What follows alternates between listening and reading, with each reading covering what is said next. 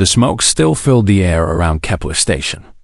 Broken metal and glass covered the ground where the battle had ended just hours ago. Sergeant Marcus Chun sat on a piece of twisted steel, cleaning his rifle for the third time. His hands moved without thinking while his mind tried to forget what he had seen. Thought the Zephyrian Empire had finally given up. After 2 years of fighting, the aliens had raised the white flag. Marcus should have felt happy, but all he felt was tired. Very tired. Chun, Colonel Rodriguez called out. Get over here, now. Marcus stood up and walked toward his commanding officer.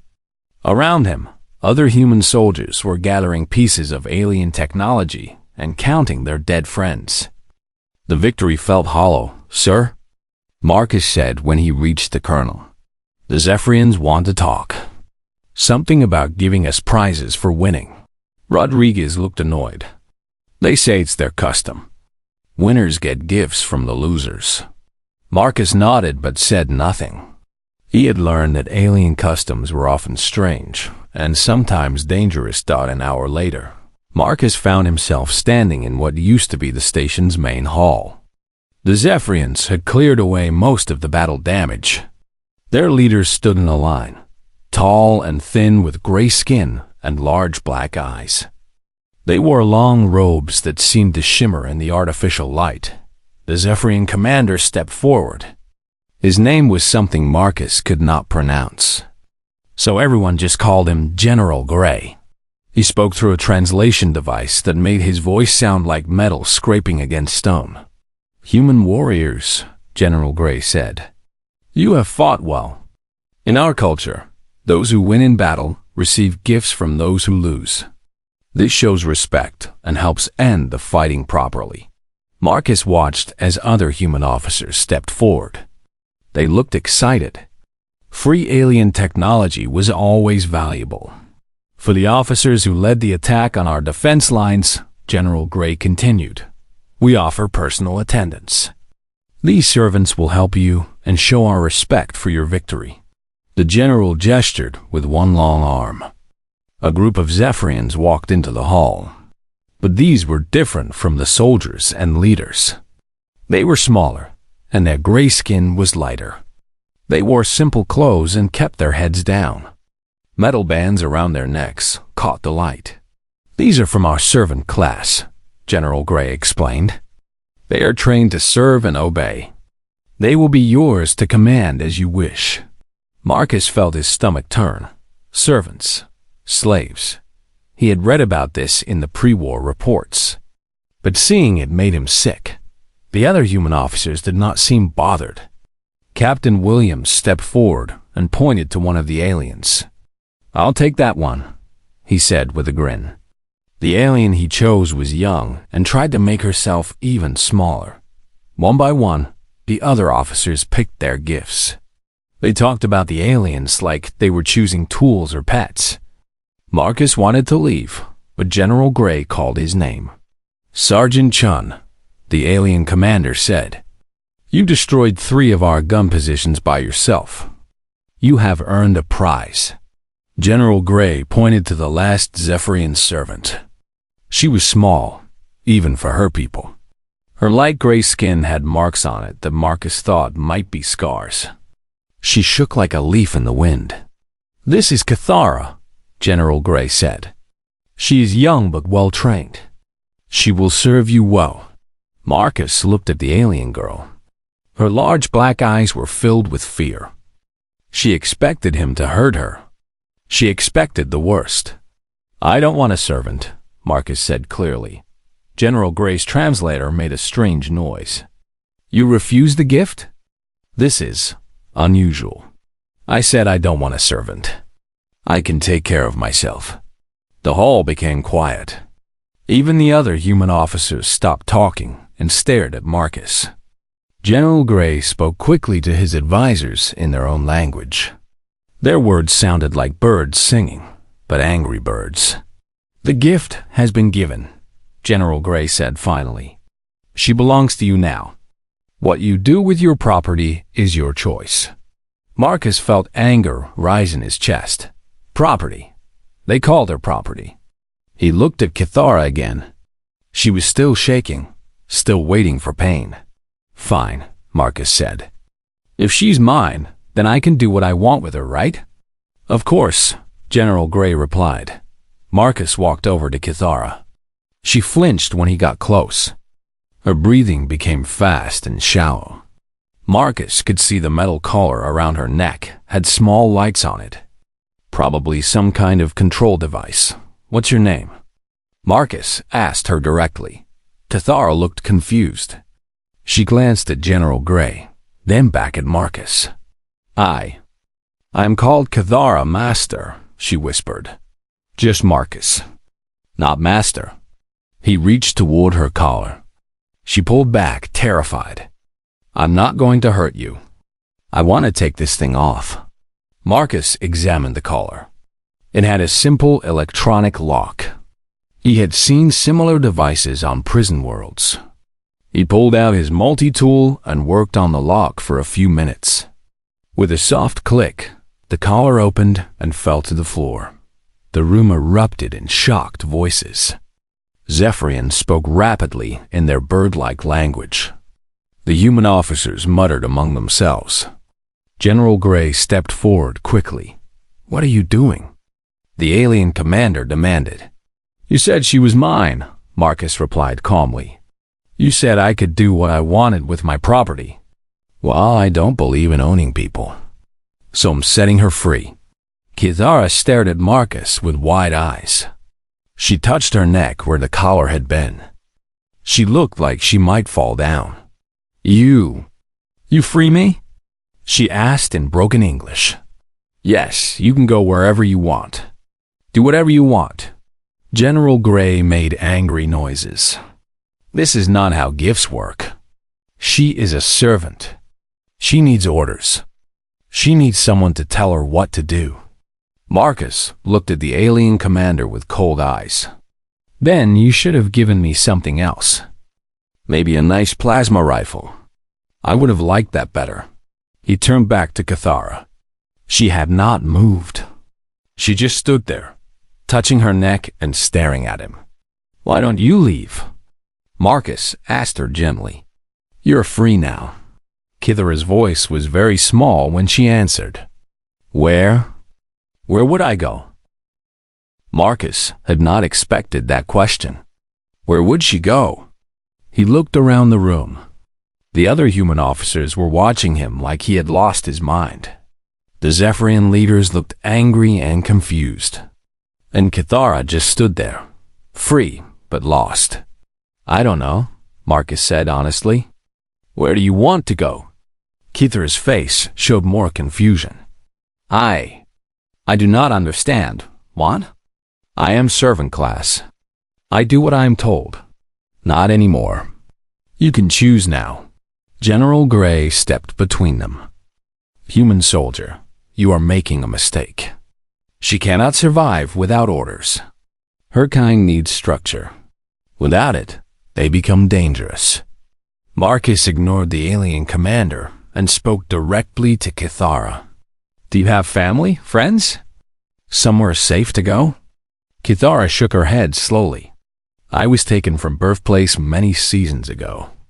I do not know if family still lives.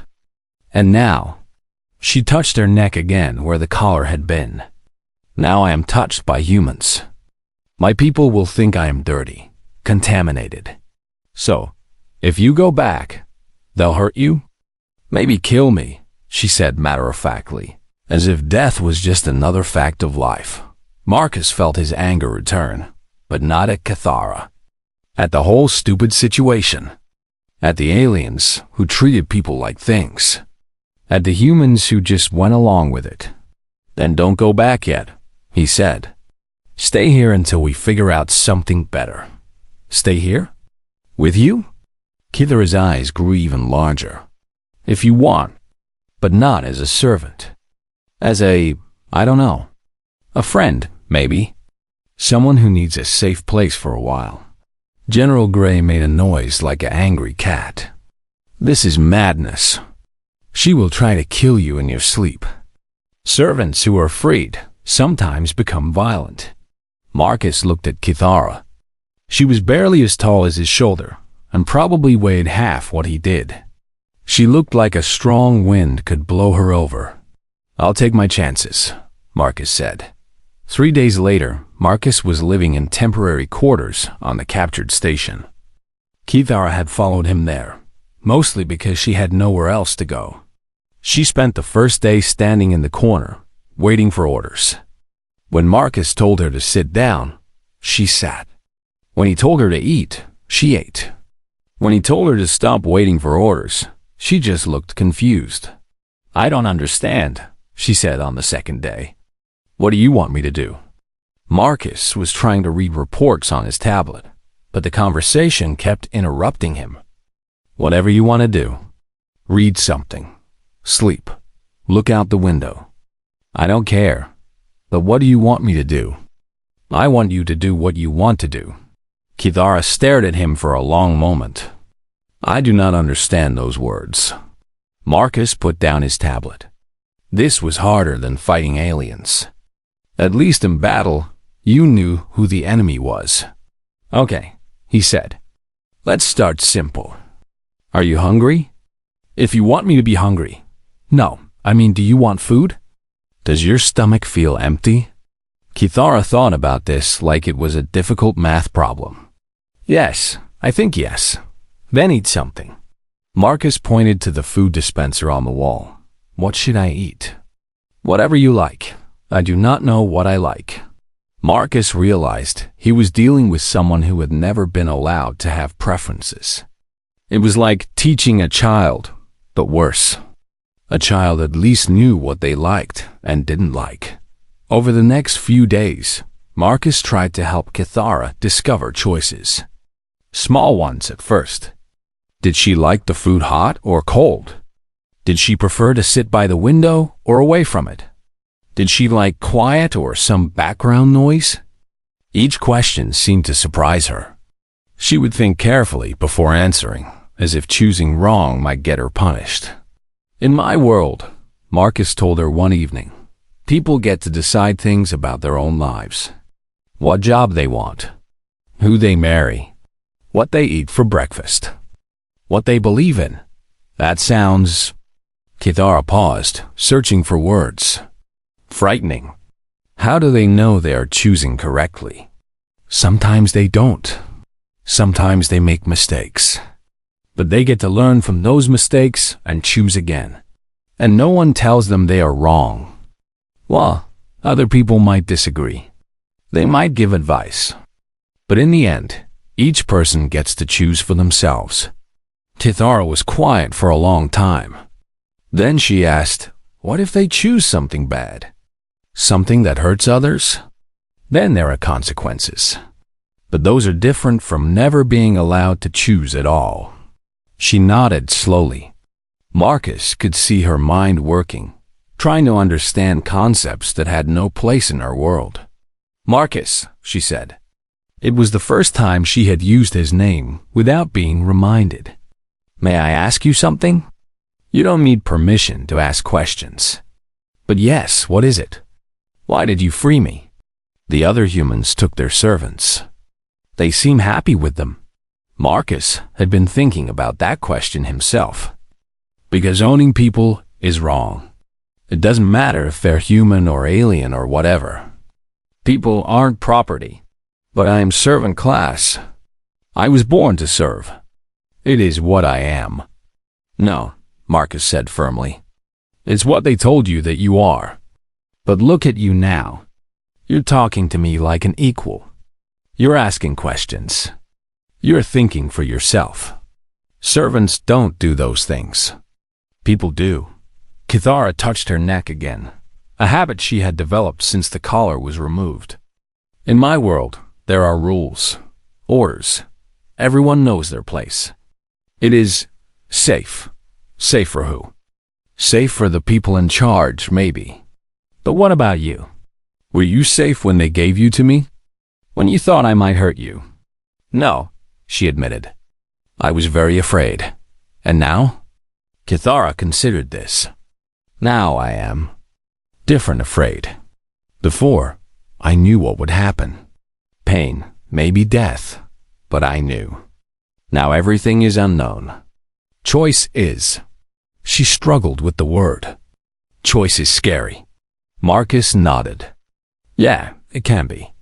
But it's also the only way to really live. That night, Marcus woke up to find Cathara sitting by the window, looking out at the stars. She did this sometimes now, just sitting and thinking. Can't sleep? He asked. I was thinking about my birthplace, she said. I had a nest sister there? Younger than me. She was taken for servant training when I was taken. I wonder if she is alive. Do you miss her? I think so. I am not sure I knew what missing was before. She turned to look at Marcus. Is missing someone a choice too? No, that just happens. But what you do about missing someone, that's a choice. Cathara nodded and turned back to the stars.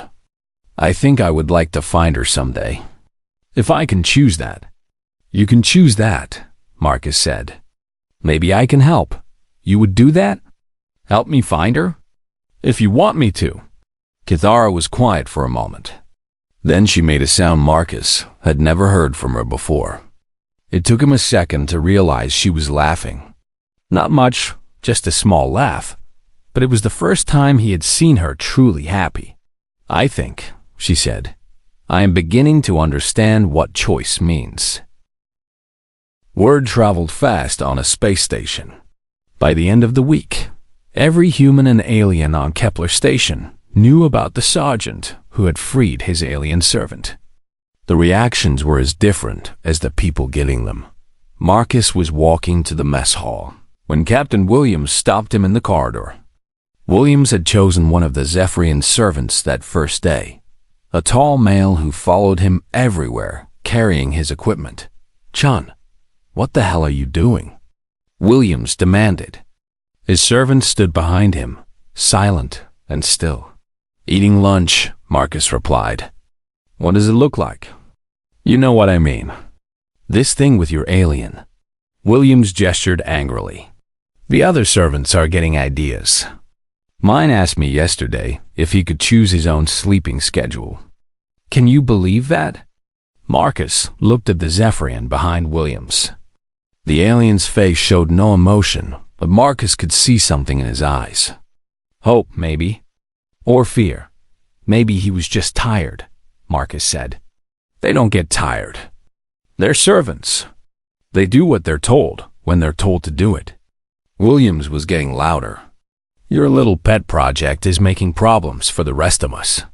Sorry to hear that, Marcus said, not sounding sorry at all. He walked around Williams and continued toward the mess hall. Behind him, he heard Williams shout, This isn't over, Chun. In the mess hall, Marcus found Cathara sitting at their usual table. Over the past week, she had started making small choices about her daily routine. She ate when she was hungry. She slept when she was tired. She had even asked for permission to use the station's computer terminal to read about human history. How was your morning? Marcus asked as he sat down with his food. Educational, Cathara said. She was learning to use human expressions. I read about something called the Underground Railroad. Humans who helped other humans escape slavery. Marcus nodded. That was a long time ago. Back on Earth. But humans kept slaves too? Some did. It took a long time for us to figure out it was wrong. We had to fight a war over it. Cathara thought about this. So humans are not naturally good? You had to learn to be better? I guess so. We're still learning. That gives me hope, Cathara said quietly. Before Marcus could ask what she meant, another Zephyrian approached their table.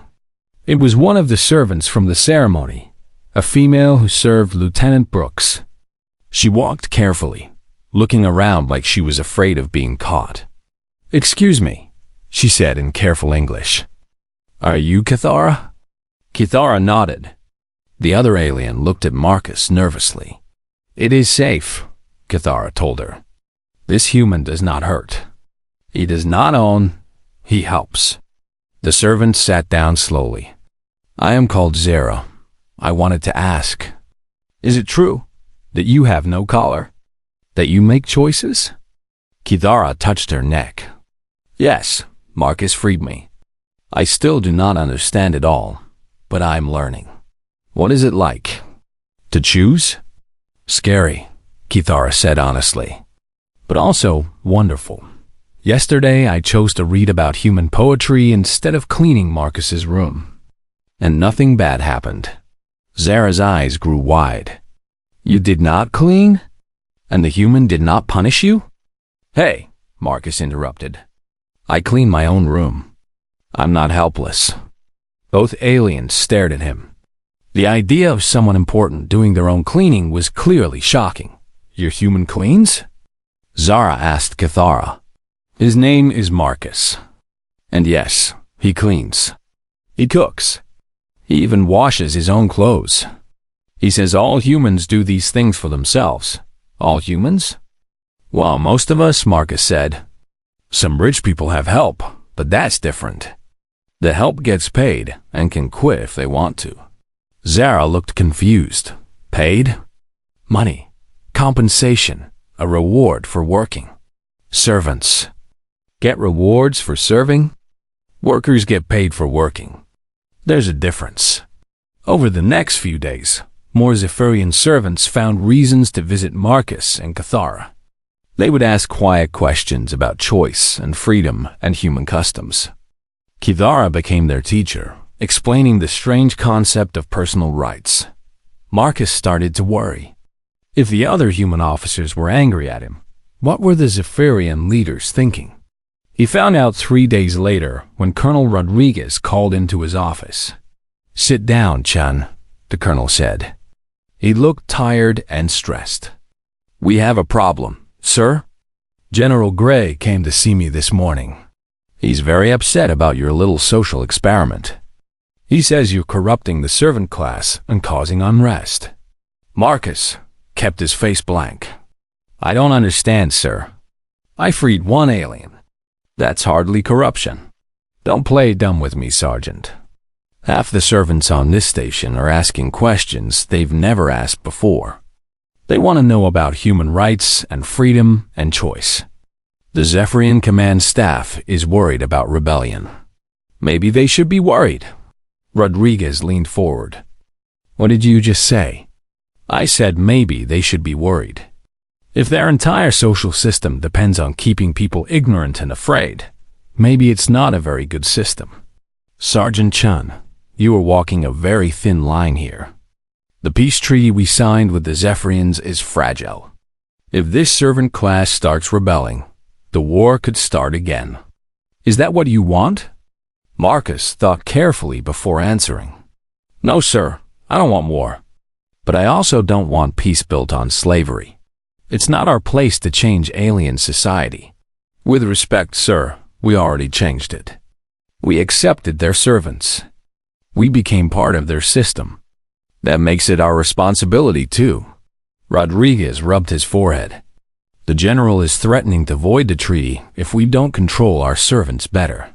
He wants you to put that collar back on your alien and order the others to stop asking questions. I won't do that, sir. Chun, I won't put a slave collar on anyone. Court-martial me if you want, but I won't do it.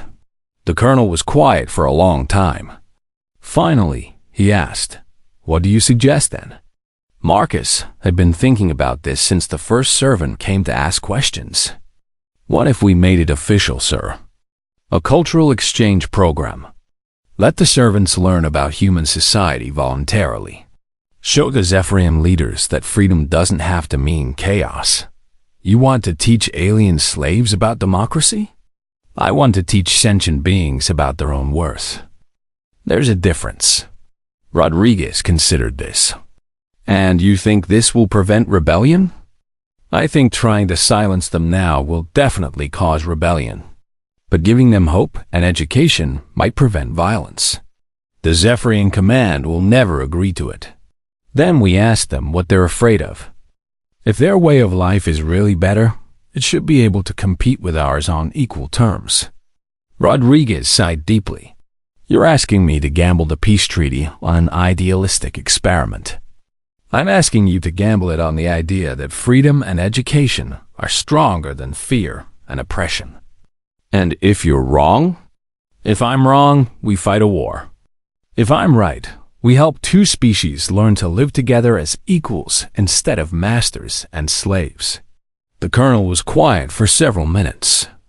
Marcus could hear the station's environmental systems humming in the background. Finally, Rodriguez spoke.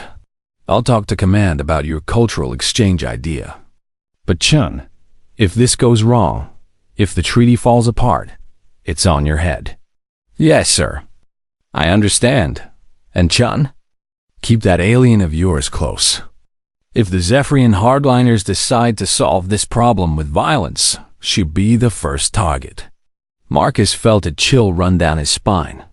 He had been so focused on helping Cathara find freedom that he had not considered how much danger he might be putting her in. Sir, if there's a threat, there's always a threat, Sergeant. The question is whether we face it with courage or hide from it with ignorance. As Marcus left the colonel's office, he wondered if he had just saved the peace or destroyed it. But when he thought about Zara's eyes when she learned about choice, when he remembered Kithara's first laugh, he knew he could not have done anything different. Freedom was worth the risk. For everyone? The cultural exchange program started small. 3 times a week, Marcus would hold informal sessions in the station's unused conference room. At first, only 5 Zephyrian servants came. They sat in the back, barely speaking above whispers. Kithara had become their unofficial leader. She would translate difficult concepts and help the others understand human ideas about individual rights. Marcus watched her confidence grow with each meeting. Today we will talk about something called voting, Marcus said during one session. It's how humans make group decisions. A servant named Jix raised his hand carefully. Only leaders make decisions. How can everyone decide? Everyone gets a say, Marcus explained. Each person's opinion matters equally. But what if the group chooses wrongly? Asked Zara. Then we deal with the consequences and vote again later. Democracy isn't perfect, but it's better than having no choice at all. Kithara stood up. Over the weeks, she had learned to speak with more confidence. I think the real question is, who decides what is right and wrong? In our world, the high castes decide for everyone. In the human world, people decide for themselves. The other servants nodded slowly. Marcus could see them thinking, really thinking, for perhaps the first time in their lives. After 2 months, the meetings had grown. 15 servants now came regularly. They asked harder questions and discussed complex ideas. Marcus had to study human philosophy and history just to keep up with their curiosity. But the real surprise came when Marcus discovered what the servants could actually do. It started when Jix mentioned that he could fix the broken replicator in conference room B. Marcus had been trying to get maintenance to repair it for weeks. You know about replicators? Marcus asked. Of course. I maintain 17 of them on our home ship. Also waste recyclers, atmospheric processors, and gravity generators. Marcus stared at him. You're an engineer? Jix looked confused. I am servant class, but servants must know how to maintain the systems that keep ships working. Otherwise, how would we serve properly? Marcus started asking the other servants about their skills. What he learned amazed him. Zara was a mathematician who calculated supply distributions in her head. Another servant named Kex was a botanist who had designed hydroponic systems. They all had advanced technical knowledge that their masters never bothered to use. Why doesn't the High Command use these skills? Marcus asked Kithara privately. Because using our minds would mean admitting we have minds, she replied. It is easier to pretend we are just tools that happen to look like people. Marcus brought this discovery to Colonel Rodriguez immediately. "Sir, these servants aren't just manual laborers. They're scientists, engineers, mathematicians. We've been wasting incredible talent." Rodriguez looked at the files Marcus had prepared. "You're saying the aliens we've been treating as property are actually highly trained specialists?" "Yes, sir. And they want to help. Jix has already fixed 3 broken systems on the station. Zara redesigned our supply rotation to be 30% more efficient. The Zephyrian Command knows about this? They have to. But I don't think they care. In their system, servants do the technical work while the high castes take credit for the results." Rodriguez whistled softly. "No wonder General Gray doesn't want us talking to them. We're showing them they're more valuable than their masters told them." Marcus nodded. "And, sir?" "They're starting to believe it. The breakthrough came during the 3rd month when the station's main computer developed a critical error. The human technicians estimated it would take 3 days to fix, during which they would have limited life support." Kithara asked Marcus if she could look at the problem. "Do you know computers?" He asked. "I designed part of the navigation system for our battlecruiser," she said quietly, "before I was reassigned to servant duties." Marcus took her to the computer core. Within 4 hours, she identified and fixed the problem. The repair would have taken human experts days. "Why were you made a servant?" Marcus asked as they walked back to his quarters. "I asked too many questions. I suggested improvements to systems without being asked. The High Command decided I was too dangerous to remain in the technical caste. So they punished you for being smart?" "They punished me for thinking I had the right to think." That night, Marcus could not sleep. He kept thinking about all the talent the Zephyrian system was wasting. How many brilliant minds were being treated as property? How many innovations were being lost because someone asked the wrong questions? He was still awake when Kithara knocked on his door at 3 in the morning. "Marcus, we have a problem," she said urgently. "What's wrong?" "I could not sleep, so I went to the observation deck to look at stars. I heard voices speaking Zephyrian. High caste voices." Marcus felt alert immediately. "What did they say?" "They were planning something. I could not hear everything, but I heard enough." Kithara's voice shook slightly. "They want to kill you. And me. And the other servants who have been attending the meetings." "When?" "Tomorrow. During the evening meal. They will make it look like we attacked you first. Then they will claim humans cannot be trusted to control their servants. The treaty will be broken." Marcus felt cold. "Are you sure? I heard Commander Veek say your name. And mine." And he said the phrase "final solution to the servant problem." Marcus grabbed his communication device and called. "Colonel Rodriguez." It took 3 rings for the colonel to answer. "This better be important, Chun." "Sir, there's a plot to assassinate me and the Zephyrian servants tomorrow. They want to restart the war. Are you certain?" Kithara overheard them planning it. "Sir, if they kill us, they'll claim we attacked first. The peace treaty won't survive that. I'll increase security immediately. Don't leave your quarters." "Sir, what about the other servants?"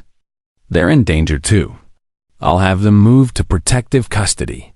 After Marcus ended the call, he found Kithara standing by the window, looking out at space. "Are you afraid?" he asked.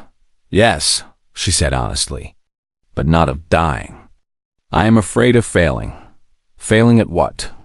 "At proving that we deserve freedom. If they kill us, the High Command will say it was because freedom made us dangerous. Other servants will believe that. They will choose safety over choice." Marcus put a hand on her shoulder. "You haven't failed. Look at how much you've changed. Look at how much the others have changed. That can't be undone, but it can be forgotten. Fear makes people forget many things." Marcus thought about this. Running and hiding felt wrong. It felt like giving up, What if we didn't hide? He said slowly. What do you mean? What if instead of waiting for them to attack us, we faced them directly, in public, where everyone could see? Tithara turned to look at him. That would be very dangerous. Yes, but it might also be the only way to prove that freedom is stronger than fear. You would risk your life for that? I would risk my life to give you and the others a chance at real freedom. The question is, would you?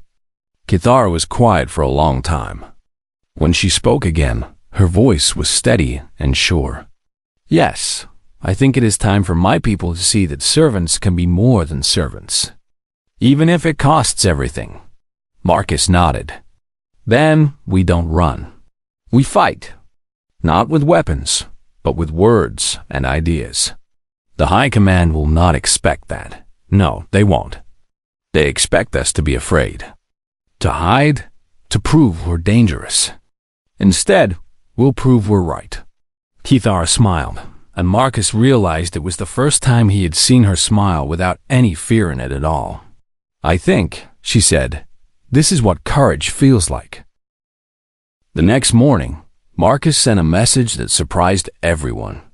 Instead of hiding or preparing for battle, he requested a formal meeting with the entire Zephyrian command staff and all human officers. The meeting would be broadcast to both fleets. You want to do what? Colonel Rodriguez asked when Marcus explained his plan. I want a public debate, sir, about the nature of sentience, rights, and civilization. Let both sides make their case in front of everyone. Chun, they're planning to kill you. This isn't a philosophical discussion. With respect, sir, that's exactly what this is. They want to kill us because they're afraid of what we represent. If we can show that freedom doesn't mean chaos, that cooperation is stronger than control, we might prevent this conflict entirely. Rodriguez shook his head. And if you're wrong, then at least everyone will know what we were fighting for. The meeting was held in the station's main auditorium. Representatives from both fleets attended in person, while thousands more watched through video feeds. Marcus stood on one side of the stage with Kithara and 5 other servants. General Gray and his senior officers stood on the other side. The Zephyrian commander looked angry and impatient. He clearly had not expected this public forum. General Gray, Marcus began. You believe that the servant class requires control and cannot be trusted with freedom. I believe the opposite. I propose we let the evidence speak for itself. There is no evidence needed, General Gray replied, his translation device making his voice sound harsh. Servants are servants. They cannot change what they are born to be. Kithara, Marcus said, turning to her. 3 months ago, you were a terrified servant who couldn't even choose what to eat. Tell everyone what you've accomplished since then. Kithara stepped forward. Her voice was clear and strong as she spoke to the mixed crowd of humans and aliens. I repaired the main computer core when your best technicians could not. I designed a new water recycling system that is 40% more efficient than the old one. I taught myself to read human literature and learned about democracy, civil rights, and scientific method. She paused, looking directly at General Gray. I also discovered something else. I learned that I am not property. I am a person, and persons have rights. Lies, General Gray said quickly. Servants do not have the capacity for such things. Someone else did this work, and she claims credit. Kithara smiled calmly. Then test me. Give me any technical problem you wish. I will solve it here, in front of everyone. General Gray looked uncomfortable. He whispered something to his advisors. Finally, he said, technical knowledge does not make one equal. Servants may have skills, but they lack the wisdom to use them properly. Really? Marcus asked. Then explain this. He gestured to Jix, who stepped forward carrying a data tablet. In the past month, Jix said in careful but clear English, The servants you gave to human officers have increased station efficiency by 60%. We have solved 17 technical problems your engineers could not. We have prevented 3 potential system failures that could have killed everyone on this station. General Gray's translation device made an angry noise. Impossible. Our engineers are the finest in the Empire. Your engineers take credit for our work, Zara said, stepping forward. They have done so for generations. We design, we build, we maintain, we innovate. Then we are told to stay silent while others receive praise. That is the natural order, General Gray insisted. Natural? Marcus asked. Let me tell you about natural order. In human space, we learn that when you give people freedom and education, they create amazing things. When you treat them as property, you waste their potential. He turned to address the entire audience. Every major human advancement in the last 500 years came from cooperation between equals. Not from masters commanding slaves, but from free people working together toward common goals. Human society is chaos, General Gray declared. You have no order, no structure, no stability. We have something better, Marcus replied. We have choice. And when people choose to work together, they accomplish more than any master-slave system ever could. Commander Vec, who Marcus now knew was the leader of the assassination plot, stepped forward. Enough of this nonsense. These servants have been corrupted by human influence. They are dangerous and must be controlled. Dangerous to who? Kithara asked. Dangerous to a system that depends on ignorance and fear? You prove my point. This defiance shows why servants cannot be trusted with freedom. No, said a new voice. It was one of the servants who had not joined the meetings, an older Zephyrian who served Captain Williams. This shows why freedom cannot be stopped. The auditorium became very quiet. The old servant stepped forward slowly.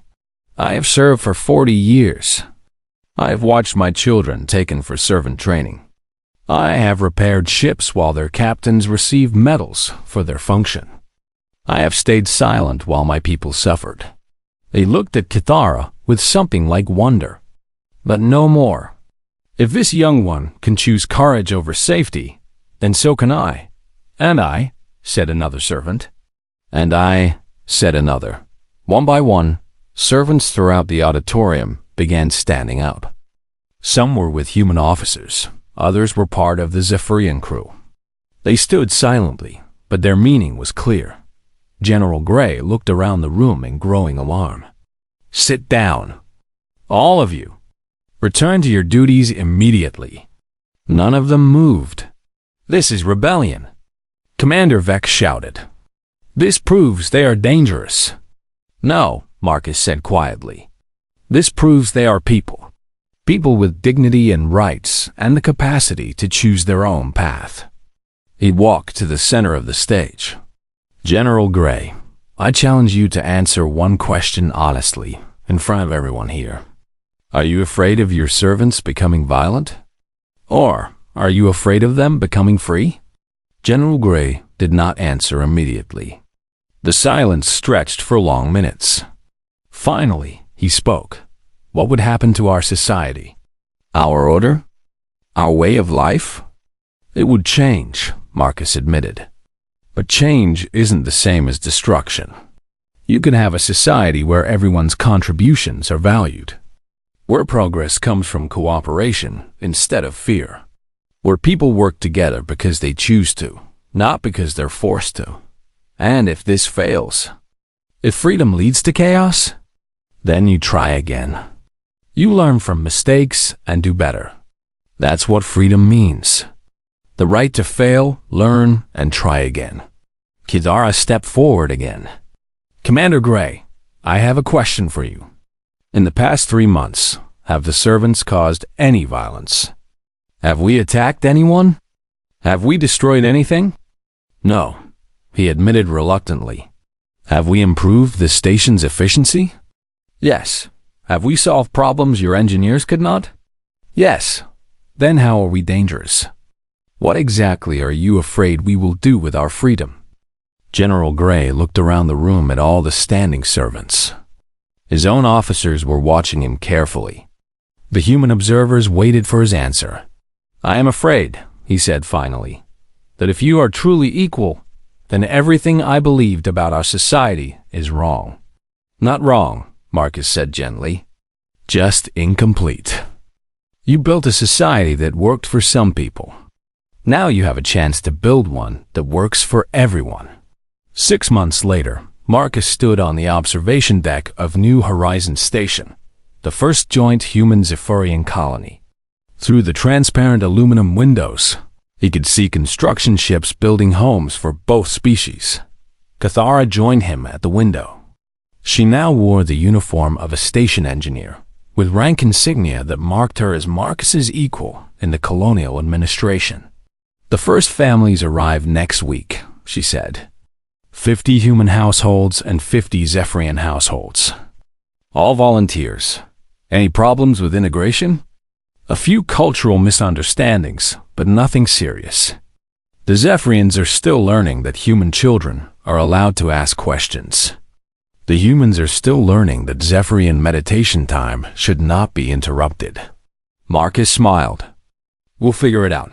Yes, we will. Together. They watched as a transport ship approached the station. Marcus knew it carried more former servants who had chosen to leave their homeworlds and help build something new. Not all Zephyrians had embraced change. Some colonies still maintained the old caste system, but enough had chosen freedom that the empire was slowly transforming. Any regrets? Marcus asked. About what?